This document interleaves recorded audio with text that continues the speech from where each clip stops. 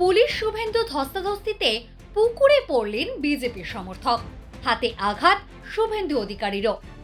সোমবার 24শে মার্চ ফিরহাদ হাকিমের যাওয়ার পরেই হাওড়ার বেলগাছিয়ায় ক্ষতিগ্রস্ত অঞ্চল পরিদর্শনে যান শুভেন্দু অধিকারী। সেখানে গিয়ে পুলিশি বাধার মুখে পড়েন তিনি। শুরু হয় পুলিশের সঙ্গে ধস্তাধস্তির মাঝেই হাতে আঘাত পান শুভেন্দু।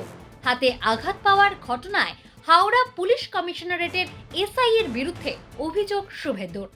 হাওড়া কমিশনারেটের এসআই গোলাম মুর্তেজা মারলো, কি করেছে দেখুন, দেখুন রক্ততে তার প্রমাণ।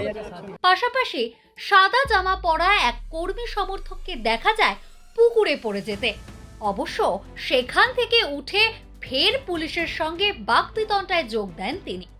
ওই অঞ্চল থেকে ফিরে আসার সময়ে ক্ষতিগ্রস্তদের সাহায্যের আশ্বাস দিয়েছেন শুভেন্দু। 500 জনকে দুবেলা খাওয়ানো, 500 ড্রাই ফ্রুট, আজকেও 100 পরিবারকে তারপলিন এবং অর্থ সাহায্য ভারতীয় জনতা পার্টির পক্ষ থেকে করা হচ্ছে। আমাদের ক্ষমতা অনুযায়ী লোকগুলোকে বাঁচাচ্ছি, আর যতদিন না জলের কানেকশন হবে প্রত্যেক দিন 20 লিটার করে পানীয় জল আমরা প্রত্যেক বাড়িতে দেব। ডাউনলোড করুন এই সময় অ্যাপ iOS ও অ্যান্ড্রয়েডের জন্য।